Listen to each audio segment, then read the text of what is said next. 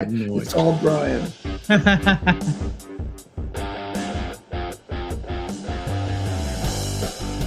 Hey, what's going on, everybody? Today is January 29th. It's Monday, and you are listening and watching the Daily AI Show live. And today, if you happen to be looking at our screen, you know we're talking about Microsoft Copilot. Is this the AI that businesses need? You know, we're gonna kind of dig into it. We've got Robert, Andy, Beth, and I'm Brian. And yeah, we want to kind of just take this show as an opportunity. Maybe a week or two ago, I don't think it was last week. Microsoft sort of announced this idea of Copilot. And it's confusing, to be honest. And why is it confusing? Well, because Microsoft, like so many others, has changed names and swapped things around. And Copilot was being used as more of a general term. Just saw Rachel Woods post about that. She said, I used to call it my Copilot, and now Microsoft has kind of killed that term for everybody. Yeah. So there's that, but I do it too. I'm like, oh, AI is like your Copilot, but now Copilot's a product, and it's quite honestly confusing. So the idea of this show really is first and foremost to get a lay of the land. Let's talk about what it is and what it isn't. What the terms mean as of today, the 29th of January. We'll see where that goes in 2024 if Microsoft throws any other curveballs. But what is it? And then once we get past that, we'll open up the conversation more to, okay, what does this mean for businesses? What does this mean for education? What does this mean for places like government? And I highlight those because my daughter, she's, through the school system, Robert, I don't know about your daughter too, they use Microsoft products, right? They're going to use, every student has access to basically Office, Microsoft Office, which is now called 365, by the way. There's a first name change that you got to get used to is Microsoft Office is called Microsoft 365. 365 was a term that they used back more for businesses 4 or 5 years ago. So just to keep everything nice and clear, that's what we're looking at. So let's just lay the land really quick. And if you guys want, I'll just share my screen here. We'll just sort of run through this part quick. And then we'll just talk about it really quick. And then let's get into more of the conversation. Okay. So let me start with, let's start here. Nope, that's settings. How about present?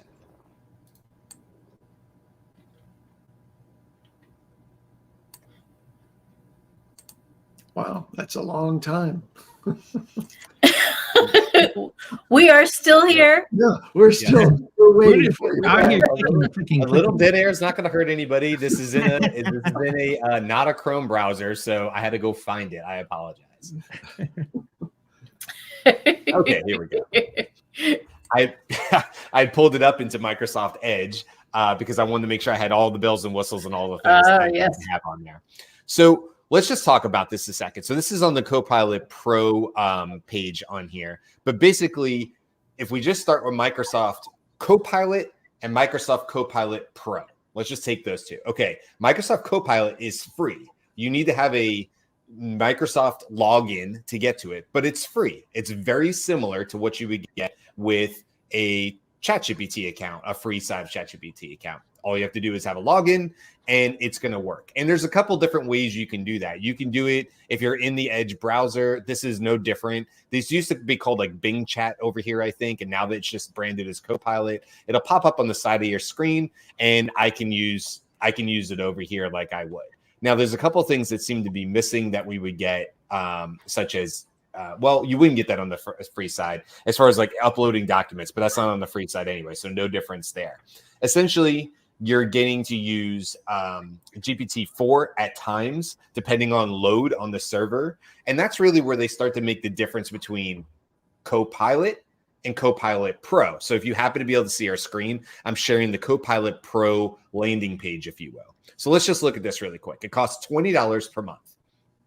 And it has stuff like get things done fast with premium AI features. So it'll give you priority access to GPT-4 and GPT-4 Turbo during peak times. In other words, they won't throttle you down. You'll get better access to this over time. Now, anybody that's used ChatGPT and ChatGPT Plus knows that. In fact, this morning, I would say it's pretty much rendered useless for me. I haven't been able to use ChatGPT almost all morning because of issues and throttling and stuff like that. So with Copilot, basically they're saying you can still use DALL-E 3. That's exactly the same. And then they have what they call with 100 boosts per day. And then it says with designer, which was formerly called Bing Image Creator, which wasn't even that long ago. So what does a boost mean? Well, just to make it more clear, unclear, they're not saying that's how many times you can create an image. A boost isn't how many times you can create an image. A boost for them means that you'll be able to like increase the speed of to get that image back. That's what they're saying. So with a free side, you get 15 of those. You get 15 boosts a day to help you get your answers faster. With the pro side, they say you get 100 a day. Again, doesn't have anything to do with creating an image, just how fast you're going to get the image response back from it. Okay, so that's all great, well and fine. You're like, okay, fine, whatever, $20. I don't know, Brian, that doesn't sound very interesting. Well, the last part here is probably the most important, and that's that you unlock Copilot in Microsoft 365. So as we said at the beginning, just to keep everything clear, if you're familiar with Microsoft Office, Office being things like PowerPoint, Word, Excel, OneNote, Outlook, those are all part of your Office suite. Well, that has been rebranded as Microsoft 365. So that's what we're talking about. And now with this Pro, Copilot Pro, you now get to link it with your Office, your 365 account. See, I already messed it up. Now that's not free. So that costs. So you could have a personal account there. That'll cost you like $10 a month. Or you might have a family plan. I might have a family plan at home. And let's say my wife, me, and my daughter all are part of this family plan. And so we pay that for 365. So they all can use the suite of products in our house. We don't, but let's just say hypothetically. If I now go and add Copilot, I want to make sure I'm saying it right, Copilot Pro to that, an additional $20 a month. Now what happens is if I'm using it in the chat window and I'm saying, help me put together a table of the top grossing movies on Netflix in the last 5 years, whatever, right? And it's going to kind of create that. Well, now what you can do when they're linked together and you're paying this extra money is you can say, go and open that up in Microsoft Excel, among many, many other things you can do once you're in there. Some of the cooler things like with Excel are you can say, hey, add a table. Hey, filter this for me. Help me with a pivot table, which I always mess up. Help me with the formula for this, but you can do it in natural language. I think that's really, really cool to be able to say, this is what I'm trying to do with my data, and can you help create that for me, whether it's a chart, graph, or you're just trying to manipulate the table that you have in front of you and maybe do some concatenation or whatever it is. So that's sort of where we are as far as like all the pieces. And if I was in, I don't have it, I didn't sign up for it, but if you're in like I happen to have a personal account for 365 and you can see, oh, here's all my access on the left side. So Word, Excel, PowerPoint, Outlook, OneDrive, and then they have OneNote and Teams in there as well. If I paid that extra $20, I now would have access to these tools inside these different accounts. Hey, do me a favor, Brian, because I'm not sure. I'm having trouble myself trying to. Could you click on the button that you had shown a second ago, which is order the money? Wait, order the $20. Where's that at? This guy right here. Yeah, click on get Copilot Pro, just for the heck of it, because I am under the belief that it's only for Microsoft Teams type of people. See, Nope. I can't even get to that screen, so I'm wondering why. You can add it. Huh? You can buy it for an individual. Well, And that was the thing. can. I'm just saying, like, obviously, I have an account. I have 365. It's business, and I cannot get to that. Right. So you have to have a different Microsoft login for your personal. And Microsoft logins are sticky. It took me a while to get out for it not to automatically assume I'm trying to get in on the business account, right? Like, no, okay. So you're saying if you have a business account and you try to go do that, you're going to run into issues because you're not logged in as just a personal account. Therefore, it's not going to show you those options. So Right. Are you saying that it doesn't work for business? No, we're not saying that. Totally works for business. Okay, so then what are you saying? If you can't log in for personal, if you're trying to log in and you're saying you're not on your personal, why would it matter? Then both should be able to log in, right? Is it possible that you have to have your administrator for the business account implement Copilot Pro for the entire company? Because the business is going to select the number of seats that it needs, right? Like it's going to be It's going to be like a Teams, like a business thing. Like when you get the 365 account for the business, you still have to say how many seats. And So that hasn't changed over the years. I mean, it's been like that, the 365 accounts and what you could do. Same thing. It's been seats and how many, what do you want to pay? No different than GPT for Teams right now. So I have a 365 account to use Excel, PowerPoint, etc. Mhm. And I want to see if there's a real distinction between Google's approach and what's happening with Microsoft 365, in that on Google, I also pay, in order to have access to the Google App Suite. But Mhm. all of the AI tools are now just being fed in there without an additional subscription. So is it true that on Microsoft 365, I can't use those tools unless I pay the $20 a month extra? The AI tools. You can't use Yeah. them embedded in the. Right. Okay. So in In- PowerPoint, I'll have to test this later today, but in PowerPoint, if I go in there and I ask for a design for a Mhm. slide, that's not going to be there unless I get Copilot Pro. Correct. There you Okay. go. Yeah. And so you have two things, right? You have the I'm in the app that I want to use, PowerPoint, Word, or whatever, and I'm using AI. It depends, right? I mean, Word is going to be different than Excel and stuff like that. Then the other thing you get is if you're using Copilot Pro in the chat feature, the chat window, you can jump off. You can start your idea and your inspiration there and immediately jump off, and it will autofill it into like a Word document Got it. to continue there. Then let's say you created an intro paragraph for a new paper you're going to write. You could go right below that, and just like a Google in the Google Docs, you can go in and say, help me write the next paragraph, essentially, Yeah. or help me come up with an outline, or I need a bibliography, or whatever the case may be. And that's all embedded right there in the Word document. Yeah. So in my last company, we had Google App Suite, and when they raised the prices from around $8 per seat to $12 per seat, our IT guys immediately started looking at, okay, let's go talk to Microsoft and see if we can get a better deal there. There was a marginal decline in the total cost, but had we stayed with Google, then we would have paid $12 a month per seat, but we would have all the AI tools built in. If we went over to Microsoft, and I think that they ultimately did, if they went to Microsoft, that means that they would pay the, say, $8 per seat plus 20 now. Yeah, and I think Microsoft's Business Suite was $30 a seat. I don't think it was $8 a seat. I think those things are negotiable, and excellent. Listen to Andy about money, not me.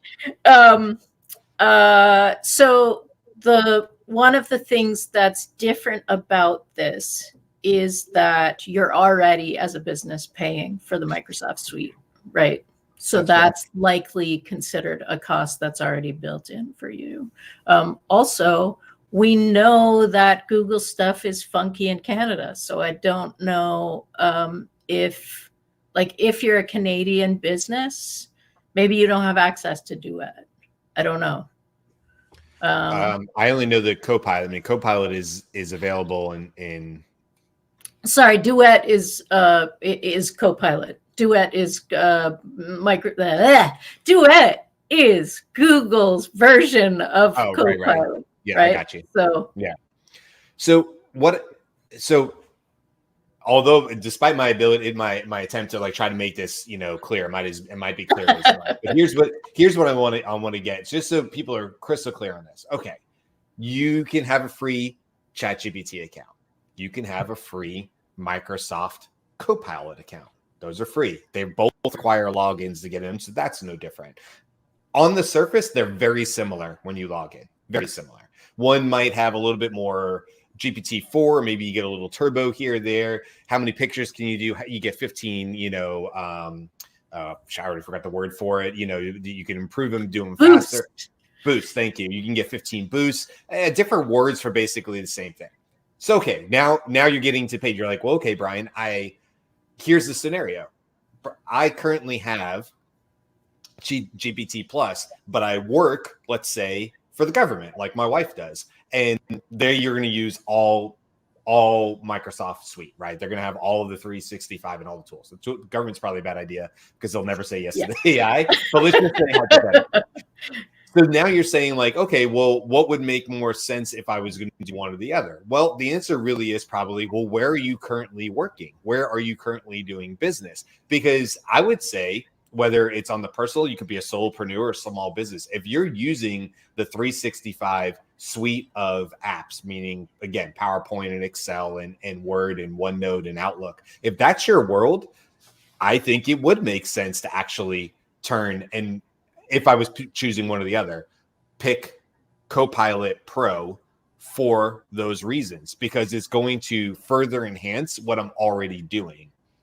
But it wouldn't make sense unless you're already actively using those products and it's just a part of your day-to-day business, whether it's on the business side or the personal side. I think there's a lot of advantages. I definitely went through and watched quite a few different YouTube videos. I want to give a shout out to Corbin AI. It was a YouTube channel I watched, and he was excellent. He put out a lot of cool stuff there. I don't know him otherwise, but he was quick on the draw for putting out these sort of videos. So that's where I was getting my information, because he was showing live examples of it. But it's things you would expect. PowerPoint, you can create from scratch an idea, or you can add to slides, or you could have 50 slides and then ask questions against it. Nothing revolutionary here, but cool that now you can do that in PowerPoint if that's where you are. With Excel, I gave a couple of those options earlier. Microsoft, help you write, give you suggestions. Again, we've been able to do this in Google Docs for a while, or using Duet and things like that. Outreach, okay, emails. To me, with the email thing, I always feel like it takes me longer to set up the thing I wanted to write than it would literally to write 5 sentences. So like that's plus or minus. But if it starts to be able to go through your emails and help you quickly send in, like, instead of keyword search, being able to do more semantic search and say, like, I don't remember the name of it, but I know I was talking about this in the topic. And at one point we talked to the customer about that. And it says, yeah, okay, Brian, I know what email you're talking about, just by me using natural language to try to explain the situation. That's so much better than keyword, because at least in Gmail, keyword search, and definitely on mobile, is the worst. It doesn't, as far as I'm concerned, it doesn't work. It's horrible. So having solutions like that obviously make a lot of sense. But this also goes to say, none of it matters if you're not really using the Microsoft 365 suite of products, because otherwise there's advantages with staying over with ChatGPT, namely custom GPTs. If you're on the paid account, on the Plus account, right? You don't have custom GPTs. You don't have an ability to upload a document. You don't have custom instructions. So there's definitely a couple of things that you wouldn't get that to me would make more sense. And honestly, you could have it export a CSV file and then just go quickly bring that into Google Sheets and then continue to work from it from there. So it's not like you're exactly blocked from creating something in ChatGPT and then moving it somewhere else to work with it. It's just that it's a little bit more integrated. It's a little bit easier. It's a little bit smoother if you're in the Copilot side. Yeah, so this raises a question about, what about all those many companies that wanted to make advances with AI literacy before this integration with Copilot and acquired familiarity internally by providing ChatGPT accounts, ChatGPT Plus accounts at $20 a month? Does it make sense ever, once your team is really proficient using that plus the tools that you say are not a part of Microsoft's offering, why would anyone switch back? They're not going to add another $20 per seat. Right. No, it's going to be one or the other. $20 for ChatGPT Plus, and people are pretty happy with the UI and the facility that ChatGPT Plus offers. Right. And the UI of ChatGPT was like the thing that pushed it into the stratosphere. And because Microsoft's Copilot, even if you're just comparing the face of both, Microsoft's Copilot, because it has a whole different business model, is much more busy, right? When you come to ChatGPT, there is there's less to distract you in that very beginning. Okay, I have a question, I have a prompt that I'm using. The GPT store is a little different. custom GPTs, I think, are a big thing internally, because I can imagine if I were back at my desk, I'd have a whole raft of custom GPTs to do simple tasks that I do repetitively. That it basically amounts to a prompt library for things that I use AI for, that where I don't have to retype prompts in the chat interface of ChatGPT.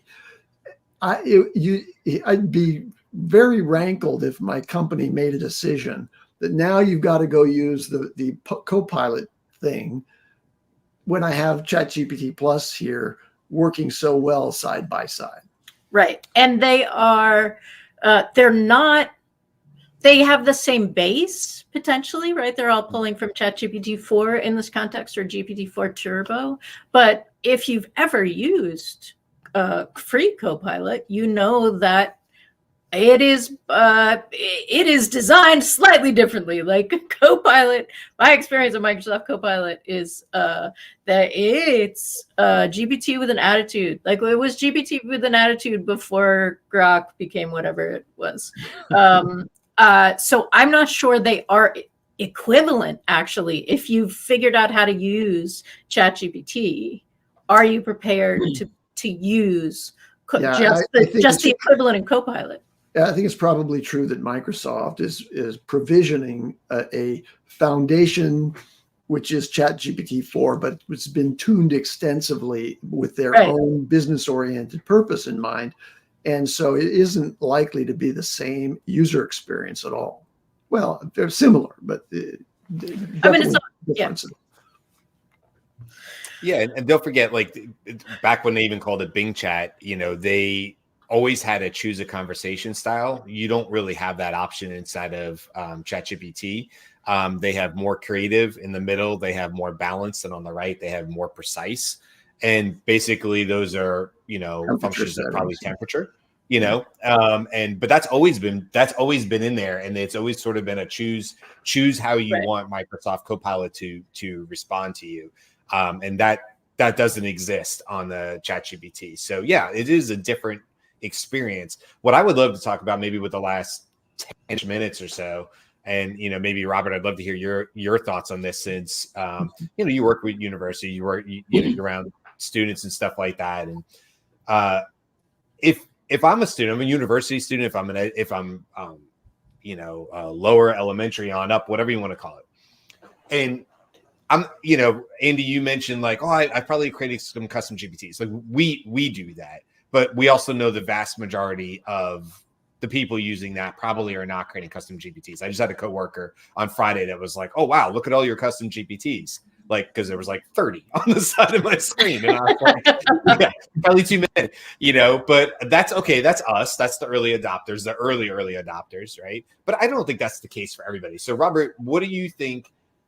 Okay, now you have this new ability, and it's going to be integrated into the stuff you're using as a student or whatever. Do you see this as like a window or a door towards more AI adoption and literacy now that it's going to be baked into tools that you're probably already using? And I'm talking about for people who are not really using ChatGPT that much today, not power users, just your occasional user.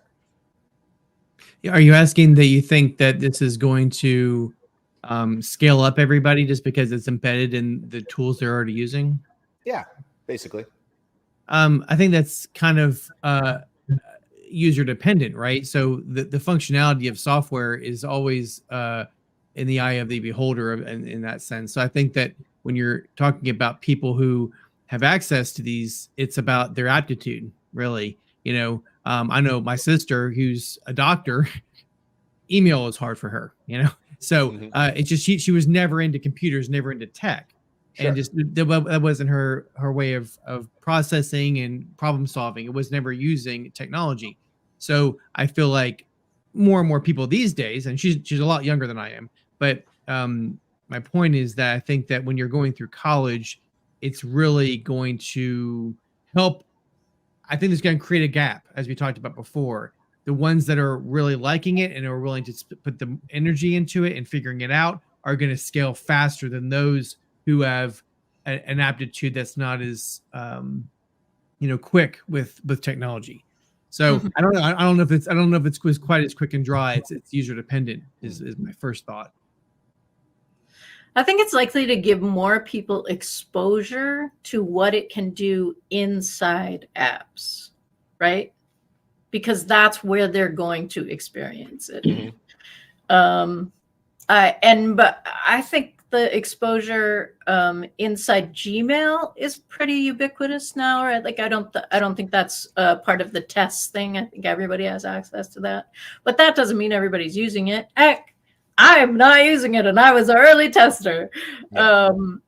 So like I think the exposure of knowing that this is going to be an option in your stuff it will no longer be surprising, but I don't know that translates to literacy, AI literacy, skill. In that context, it could actually be a crutch. I actually saw this TikTok. It was kind of funny. The guy was, graduating from college, and he's like, I had to thank my parents. I had to thank ChatGPT for helping me get through my thesis. I'm like, oh crap! Like he literally said that, and I think he wasn't kidding. He was an international student. He had a little bit of an accent, so it may have something to do with that being the case, because that is quite helpful when it's a second language. But I think that if it's showing up when you're using Word, you're typing a paper that you have to turn in, and it's like popping up, and you're like, oh, I don't know, let me see what the Copilot has to say about the French Revolution or whatever the topic is. I don't know. Yeah, it could create A students from average students, and that's not a good thing. You don't think Why so? is that not a good thing? Because they're average students for a reason. And if it improves critical thinking skills, I mean, my pushback for that would be if it improves critical thinking skills, if it improves somebody's ability to do research or like good research and come back with well-constructed answers. I mean, the reality is, I'll give you an example. You're imposing how you use it. No offense, but I feel like because you already know those things and you're older, you got to remember these are college kids who are supposed to be in college to learn how to critical think. And if you're giving them ahead of time, I'll give you an example. This is literally just happened in my house in the last week. My daughter she says, Dad, like a 13-year-old, she said, Dad, name an event in history that had a lot of human impact. Like it was that broad. And I was like, we're in the car, like going to gymnastics. I don't even know where to start with this. Right. So I'm asking qualifying questions to her because I'm just trying to narrow down what she's asking me. Anyway, we land on the moon landing, 1969 moon landing. Okay. That she's going to use that. She's decided that supposed moon landing. The moon landing. So then she says, I said, oh, you know what? I use this tool called Perplexity, right? And it's really great for research. I've been using it a lot for what I do and whatever. She texts me from school one day. She's like, Dad, what's that tool you're talking about? I said, Perplexity.a. Go check it out. Put in what you're looking to learn about, and it's going to give you an answer in there and stuff like that. Well, obviously it was a text message back and forth to my daughter, and she's in school. So she has to come up with sources, and she goes up to her teacher and she's like, hey, I can use this, right?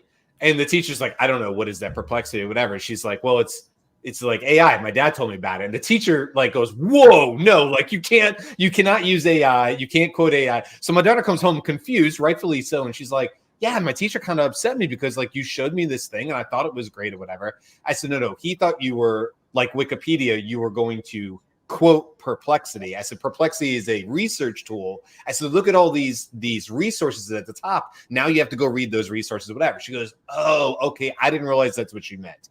She goes off and comes back and ends up putting together a really well put together thought process of what she wants to talk about. But to me, she was just using an AI tool to help her do better research and do critical thinking skills. I think it's a bonus. To be fair, it was kind of like an advanced Google search is what you did. I mean, it was absolutely. Yeah, but and of course, this story is great for many reasons, and it's like shows the ignorance of our educators these days. No offense to them, but But the fact that he freaked out at those 2 letters is like, calm down, Yeah. dude. We're fine. She might have been like, "Can I quote this?" And he was like, "No." Like, so what is that? Like Wikipedia? No, you can't quote that. So I'm not sure what she said to her teacher. In fairness, but I agree with you. I mean, the thing was, she's like, he definitely didn't know what it was. I was like, well, okay, that's So that's there's an apropos comment here. It happens to come from Lilia Udovichenko, who's a colleague of mine from the past. Hello, Lilia. Oh, cool. And she's asking about Perplexity specifically. So we're big fans of Perplexity, or not all of us necessarily, but I certainly am.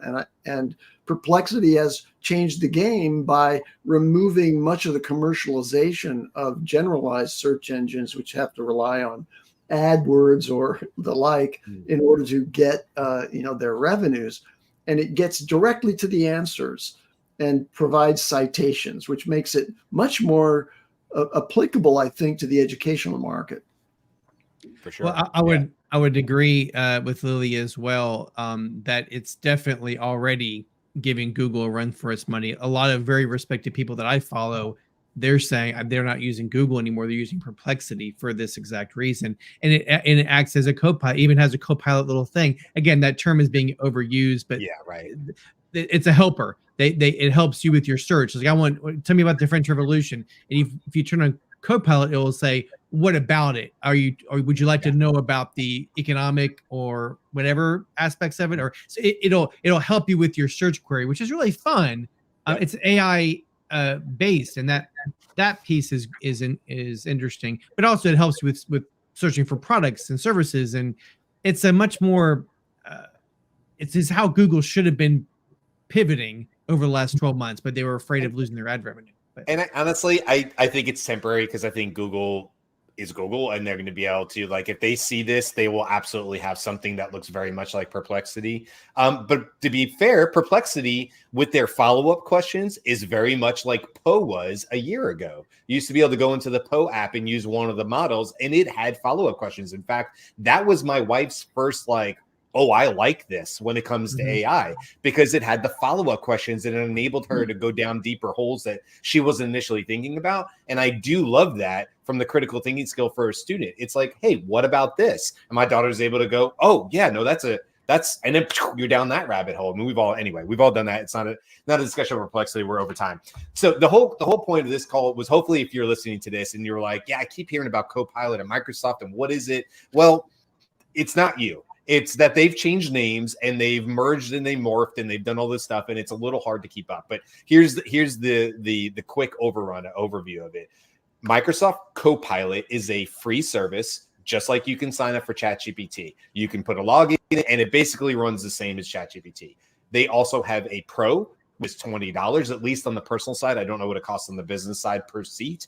That gives you access, gives you some performance improvements, but it also opens up the door to Microsoft 365, used to be called Office for all those that are around long enough, and those suite of products and apps as well. That's really what we're talking about today. So it was really just like, let's just sort of talk about it. I think there's a lot here in the future. We'll see what Microsoft does, but I'll be interested to see in 3-6 months how many more people are saying, oh, and they're not, to your point, Beth, they're not saying AI. They're just saying, oh, I don't know. It was pretty cool. I typed in and it helped me change. It was like a helper, and it changed my Excel spreadsheet for me and did that pivot table. And the reality is they may not even mention the word AI at all. It's just the helper that was in there, and there's no reference point to it all. Okay. What we have coming up the rest of the week, just real quick, we're going to switch gears and talk about OpenAI tomorrow. We're going to talk about GPT-5. What do we know about it? What is Stan Altman? He was on the circuit there for a little bit in Davos and other places over the last weeks or two weeks. And he was talking about not exactly what it is. I don't think anybody has that, but he has some really interesting comments. We'll dive into that tomorrow. We have the news on Wednesday. Thursday, we're talking about AI and cancer. So specifically, how is AI specifically impacting cancer treatments, diagnoses, all the amazing things that are happening? And of course, cancer is very diverse, so there's a lot of different places and parts that it's playing. And then Friday, we have a review of Runway ML. They've been around for a while. They're actually really great. You could do all sorts of different stuff in there. And we're just going to give you guys our honest review of Runway ML as it stands in January of 2024. So that's what's up the rest of this week. Go check out Greg's comment before we jump off. Yeah, please. He made a good point about using Copilot when we talked about the educators and whatnot. It helps students that are defined as average based on writing skills, not their critical thinking skills. Now, granted, I would push back on that one and say, well, we don't want to further intensify their lack of aptitude in writing by giving them a crutch. Because basically, if you give them that, then they're not going to develop those writing skills. Anyway. And I'm going to push back slightly because it is not a static only thing, right? Like we're talking about ChatGPT. ChatGPT gives you, to large extent, what you ask it to give you, right? So it can help you improve your critical thinking skills. It can totally help you improve your critical thinking skills, right? Like closeness to like. Point is that it was hindering. It said his point was that the writing skills would be. Yeah, I get what Greg is saying. I'm pushing back again on Robert and to a certain extent on Brian because we're talking about it as though it's a fixed thing, and it is not a fixed thing. I don't know why I got looped in with Robert. Oh no! in the context of easily determining whether you can tell a difference. I mean, if I'm writing a paper for college level, it's an output that I can use. Like I don't have to worry about. Yeah, we can discuss this at a different time, but I think that it's definitely it's a good topic. Yeah. I'd love to bring it to you. I mean, I was. Go ahead. To frame that topic, do I learn anything from having ChatGPT improve my writing so the teacher sees me as not necessarily a below average student because I don't compose well?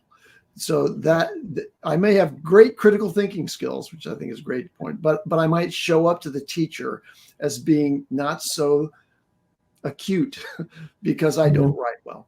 Mm-hmm. Oh, this is a deep topic. As a child that was, I will just say as a child that was a horrible and still a horrible speller, spell check came in at the exact right time in my life to make sure I was able to continue through school because I absolutely would have gotten worse grades had I not had a tool like spell check that my dad didn't have. So I don't know. We can talk about that on another topic, but I'm a child of that. I'm a product of that technology coming in at the right time. Okay. That's it. We'll see you guys tomorrow.